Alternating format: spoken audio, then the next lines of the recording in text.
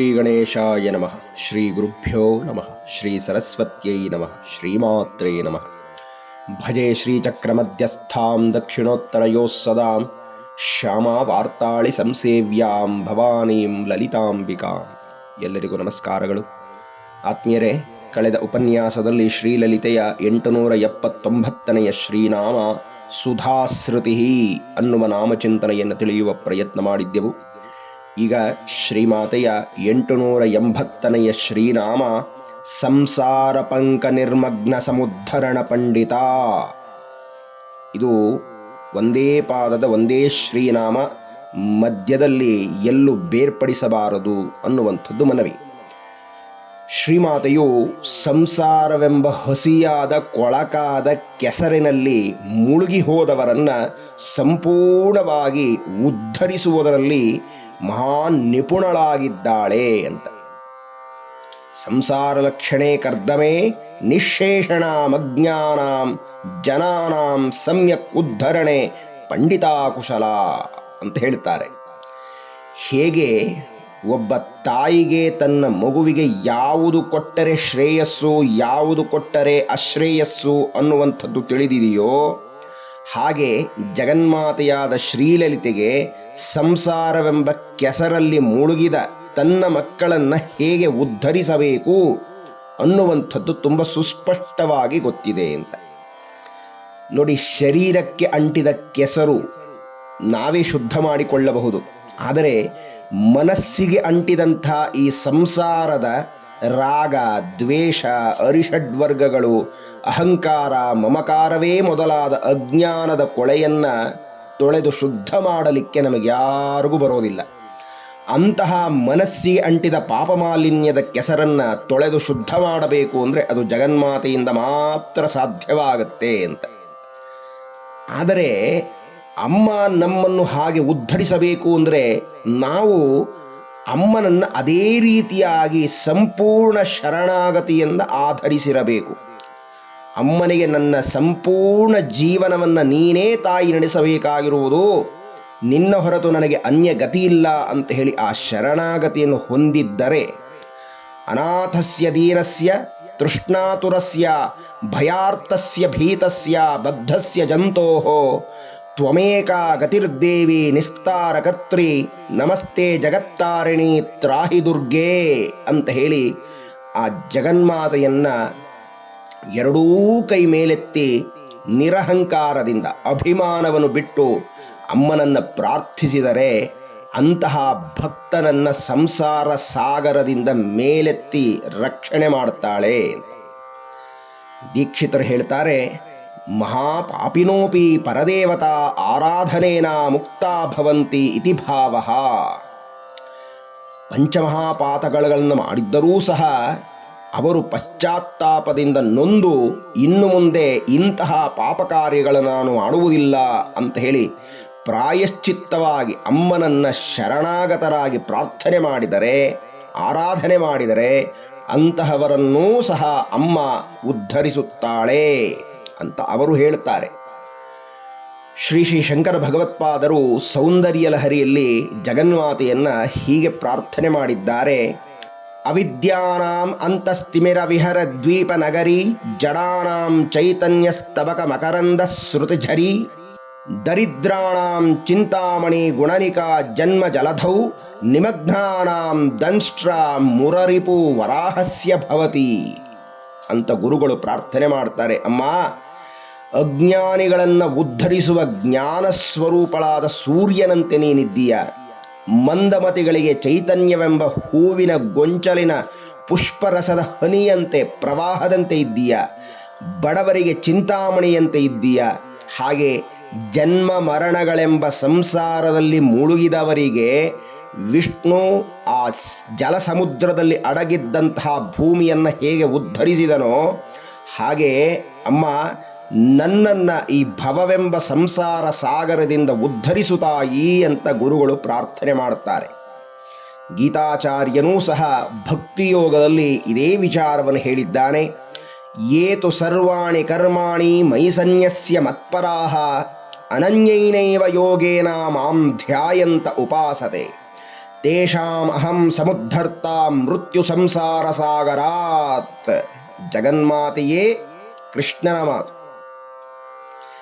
ಜಗನ್ಮಾತೆಯ ವಾಗ್ದಾನವೇನೋ ಕೃಷ್ಣನ ವಾಗ್ದಾನವೂ ಅದೇ ಆಗಿದೆ ಅಂತ ಕೃಷ್ಣ ಪರಮಾತ್ಮ ಹೇಳ್ತಾನೆ.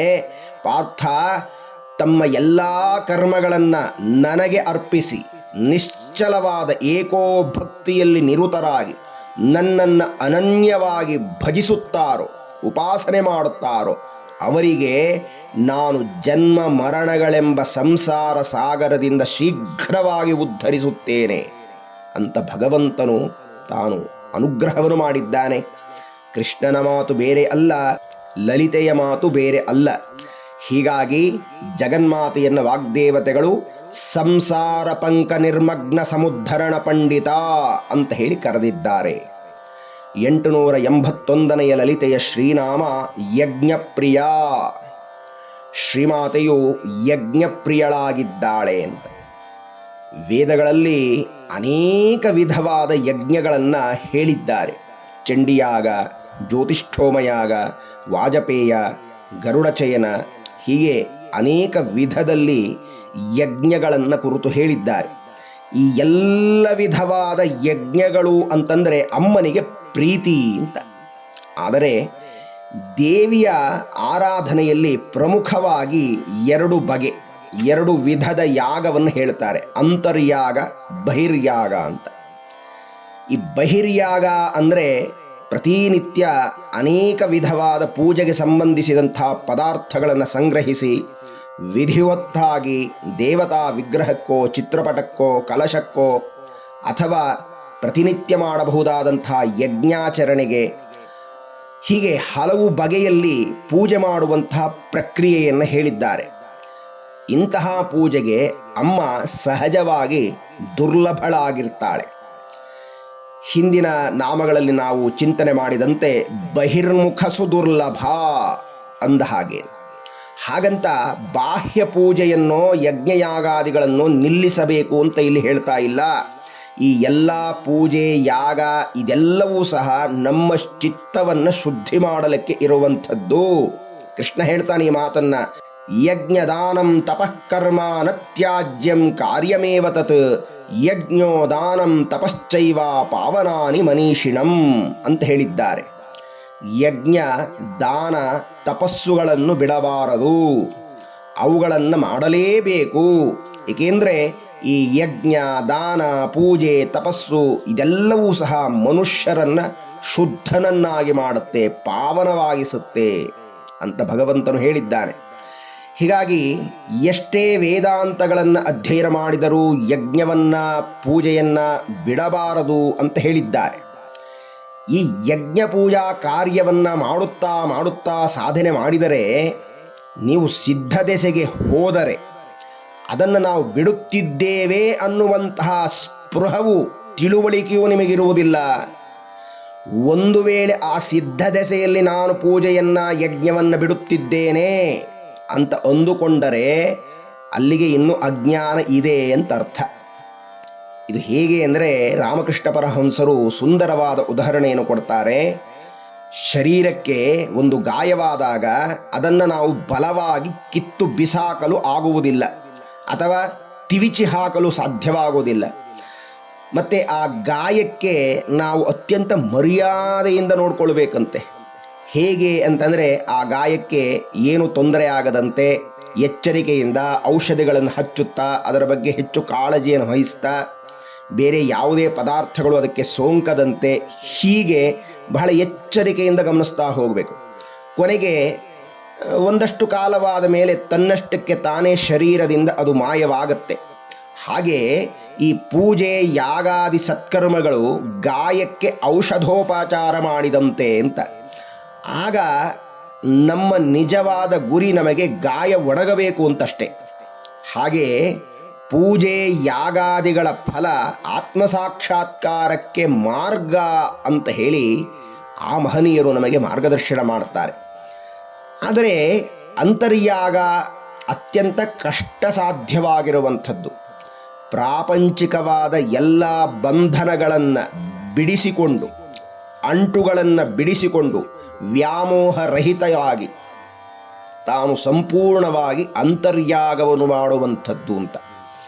ಅದಕ್ಕೆ ಕೃಷ್ಣ ಹೇಳ್ತಾನೆ, ದ್ರವ್ಯಯಜ್ಞಾಸ್ ತಪೋಯಜ್ಞ ಯೋಗಯಜ್ಞಾಸ್ ತಥಾಪರೇ ಸ್ವಾಧ್ಯಾಯ ಜ್ಞಾನಯಜ್ಞಾಶ್ಚ ಯತಯಃ ಸಂಶಿತವ್ರತಾಃ. ಹೀಗಾಗಿ ಅನೇಕ ವಿಧದ ಯಜ್ಞಗಳಿದ್ದಾವೆ.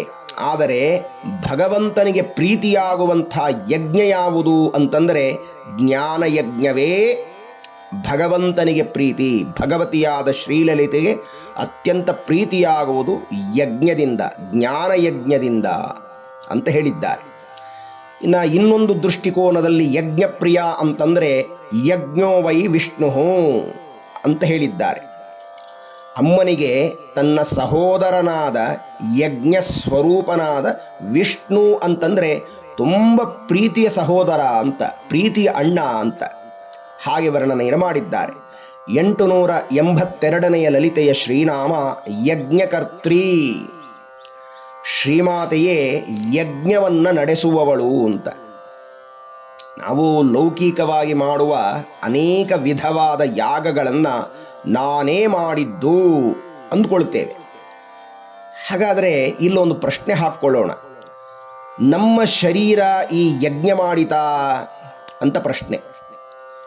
ಈ ಶರೀರದಲ್ಲಿ ಪಂಚಭೌತಿಕವಾಗಿರುವಂಥ ಶರೀರ ಅದು ಯಜ್ಞ ಮಾಡಿತಾ, ಅಥವಾ ಪಂಚ ಜ್ಞಾನೇಂದ್ರಿಯಗಳೇನಾದರೂ ಯಜ್ಞ ಮಾಡಿತಾ, ಅಥವಾ ಪಂಚ ಪ್ರಾಣಗಳೇನಾದರೂ ಯಜ್ಞವನ್ನು ಮಾಡಿತೋ, ಇಲ್ಲವೇ ಮನೋ ಬುದ್ಧಿ ಅಹಂ ಚಿತ್ತ ಅನ್ನುವಂಥ ಅಂತಃಕರಣಗಳೇನಾದರೂ ಯಜ್ಞವನ್ನು ಮಾಡಿತಾ?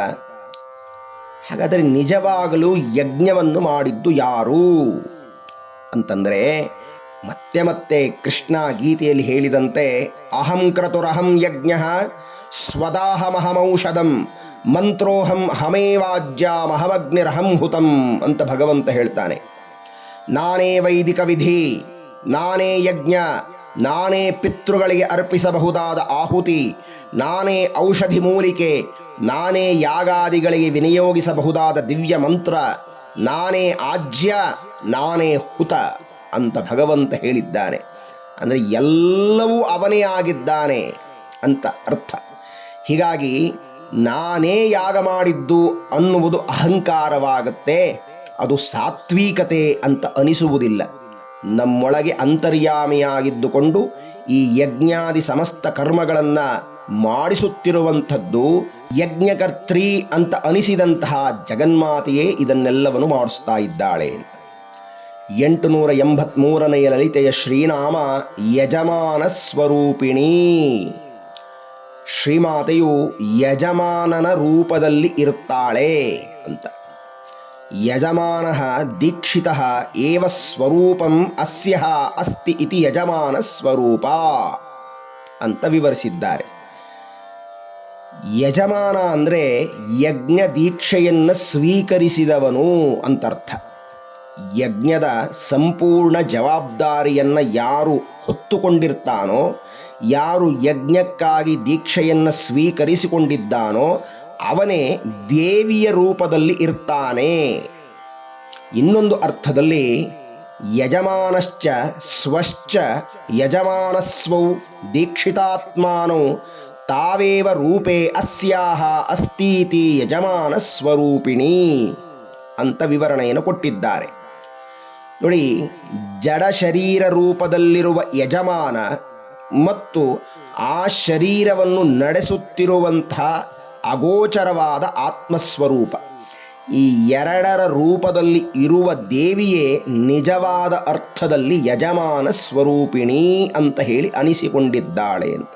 ಅಂದರೆ ಜಡ ಶರೀರವೂ ಅವಳೇ ಆ ಶರೀರವನ್ನು ನಡೆಸುವಂಥ ಚೇತನ ಸ್ವರೂಪವಾದ ಆತ್ಮ ಅಂತ. ಇನ್ನು ಲಿಂಗಪುರಾಣ ಹೀಗೆ ಹೇಳುತ್ತೆ, ಯಜಮಾನಾತ್ಮಕೋ ದೇವ ಮಹಾದೇವೋ ಬುಧೈ ಪ್ರಭು ಉಗ್ರ ಇತ್ಯುಚ್ಯತೆ ಸದ್ಭಿಃ ಈಶಾನಶ್ಚೇತಿ ಚಾಪರೈಃ ಉಗ್ರಾಹ್ವಯಸ್ಯ ದೇವಸ್ಯ ಯಜಮಾನಾತ್ಮನಃ ಪ್ರಭೋಃ ದೀಕ್ಷಾ ಪತ್ನಿ ಬುಧೈರ್ಯುಕ್ತ ಸಂತಾನಾಖ್ಯ ತದಾತ್ಮಜ. ಯಜ್ಞದ ಯಜಮಾನನೇ ಮಹಾದೇವ, ಅವನ ಪತ್ನಿಯೇ ದೀಕ್ಷಾ. ಅವನ ಕಾರುಣ್ಯವೇ ಯಜ್ಞದ ಫಲ. ಈ ಇಡೀ ವಿಶ್ವ, ಈ ಇಡೀ ಸೃಷ್ಟಿ. ದೀಕ್ಷೆ ಇಲ್ಲದೆ ಯಜ್ಞ ಮಾಡಲು ಸಾಧ್ಯವಿಲ್ಲ. ಯಜ್ಞ ಮಾಡಲು ಯಜಮಾನ ಹೇಗೆ ಪ್ರಧಾನನೋ ಅವನ ಪತ್ನಿಯೂ ಸಹ ಅಷ್ಟೇ ಪ್ರಧಾನಳು. ಯಜಮಾನ ಇಲ್ಲ ಅಂದರೆ ಯಜಮಾನರು ಒಬ್ಬರೇ ಕೂತ್ಕೊಂಡು ಯಜ್ಞ ಮಾಡಲಿಕ್ಕೆ ಸಾಧ್ಯ ಇಲ್ಲ.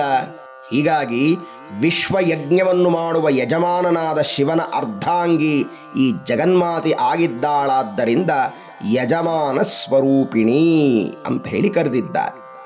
ಇನ್ನು ಮತ್ತೊಂದು ದೃಷ್ಟಿಯಲ್ಲಿ ಶಿವನ ಅಷ್ಟಮೂರ್ತಿ ತತ್ವವನ್ನು ನಾವು ಹಿಂದೆ ಚರ್ಚೆ ಮಾಡಿದ್ದೇವೆ. ಶರ್ವ ಅನ್ನುವಂಥ ಶಿವ ಭೂತತ್ವದ ಸ್ವರೂಪದಲ್ಲಿರ್ತಾನೆ. ಭವ ಜಲತತ್ವ, ರುದ್ರ ಅಗ್ನಿತತ್ವ, ಉಗ್ರ ವಾಯುತತ್ವ, ಭೀಮ ಆಕಾಶತತ್ವ, ಈಶಾನ ಸೂರ್ಯತತ್ವ, ಮಹಾದೇವ ಚಂದ್ರತತ್ವ, ಇನ್ನು ಕೊನೆಯದಾದ 8ನೆಯದ್ದೇ ಯಜಮಾನ ಎಂಬ ಪಶುಪತಿಯೇ ಆತ್ಮತತ್ವ ಸ್ವರೂಪನಾಗಿರ್ತಾನೆ. ಅಂದರೆ ಸಕಲ ಜೀವರಾಶಿಗಳ ಒಳಗೆ ಇರಬಹುದಾದಂಥ ಶುದ್ಧವಾದಂಥ ಚೈತನ್ಯ ಸ್ವರೂಪ ಆತ್ಮಸ್ವರೂಪನೇ ಶಿವನಾಗಿದ್ದಾನೆ. ಜಗನ್ಮಾತೆ ಶಿವನಿಂದ ಅಭಿನ್ನಳಾಗಿದ್ದಾಳೆ. ಶಿವನಿಗೂ ಶಕ್ತಿಗೂ ಭಿನ್ನವಿಲ್ಲವಾದ್ದರಿಂದ ಆ ಜಗನ್ಮಾತೆಯನ್ನು ಯಜಮಾನ ಸ್ವರೂಪಿಣಿ ಅಂತ ಹೇಳಿ ಕರೆದಿದ್ದಾರೆ. ಆತ್ಮೀಯರೇ, ಇಂತಹ ಜಗನ್ಮಾತೆಯ ಪಾದಾರವಿಂದಗಳಿಗೆ ಶಿರಸ ಮನಸ ವಂದಿಸುತ್ತಾ ಮುಂದಿನ ಉಪನ್ಯಾಸದಲ್ಲಿ ಶ್ರೀಮಾತೆಯ ಮುಂದಿನ ಶ್ರೀರಾಮಗಳನ್ನು ಚಿಂತನೆಯನ್ನು ಮಾಡೋಣ. ಎಲ್ಲರಿಗೂ ವಂದನೆಗಳು. ನಮಸ್ಕಾರ.